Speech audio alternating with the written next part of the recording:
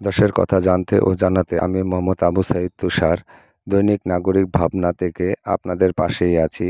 জাতীয় প্রেস ক্লাবের সামনে মানববন্ধনে জুলাই আগস্টের গণঅভ্যুত্থানে বিনা চিকিৎসায় বিভিন্ন বাসাবাড়িতে বিনা চিকিৎসায় তারা ঢুকে ঢুকে মরছেন। এটা আমাদের জন্য একটি খুবই লজ্জাজনক। আজকে অংশগ্রহণ করে আহতদের এবং শহীদ পরিবারদেরকে নগদ অর্থ দিয়ে সহযোগিতা করেছেন।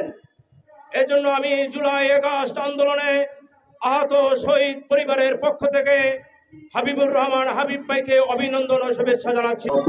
ছাত্র গণঅভ্যুত্থান, সেই গণঅভ্যুত্থানে যারা আহত হয়েছিল, সেই গণঅভ্যুত্থানের রক্তের উপর দিয়ে যে সরকারটি প্রতিষ্ঠিত হয়েছিল, সেই সরকারের প্রথম দায়িত্ব ছিল যাদের রক্তের উপর দিয়ে তারা ক্ষমতায় বসেছেন তাদের নামের তালিকা করে মৃত্যুর সাথে পাঞ্জা লড়াই অবশেষে দুনিয়া থেকে বিদায় নিয়েছেন।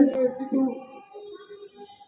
খুবই সামান্য আর্থিক সহায়তা করেছে এবং তাদের পরিবারে তাদের বিপদে আপদে এই বিএনপির পরিবার তাদের পাশে থাকবে ইনশাল্লাহ।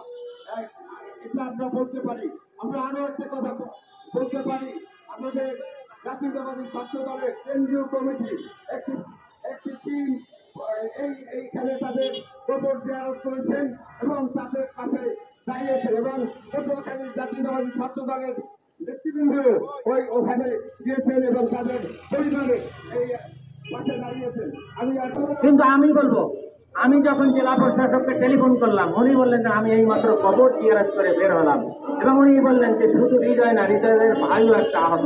তা আমি প্রশ্ন করলাম, আমরা জোরদার করার চেষ্টা করেন। 1 বছরের বেশি সময় ধরে হাজার হাজার পুলিশের নারীপুরের নির্মমভাবে অত্যাচারিত হচ্ছে, নিঃসঙ্গভাবে হত্যাকাণ্ডের শিকার হচ্ছে। যুদ্ধবিরতির পর গতকালও 100 করে আমার ফিলিস্তিনি ভাই বোনেরা নিহত হয়েছেন। সেই কথাগুলি বলুন, সেই কথাগুলি বলতে কাজে লাগবে, আমাদেরকে ধমক না দিয়ে। আজকে দেখেন আমরা কোথায় আছি। আজকে মার্কিন যুক্তরাষ্ট্রের সবচেয়ে ধনাঢ্য পরিবার, যারা শ্বেতাঙ্গ, যারা ওই দেশের প্রকৃত নাগরিক, তারা তাদের সন্তানরা সবচেয়ে বড় বড় বিশ্ববিদ্যালয়ে লেখাপড়া করেন, তারা রাস্তায় নেমেছে, তারা ফিলিস্তিনের পক্ষে কথা বলছে, ইসরায়েলের বিরুদ্ধে তারা রাস্তায় নেমেছে, বিশ্ববিদ্যালয় বন্ধ করে দিয়েছে। প্রতিটি বিশ্ববিদ্যালয়ের সামনে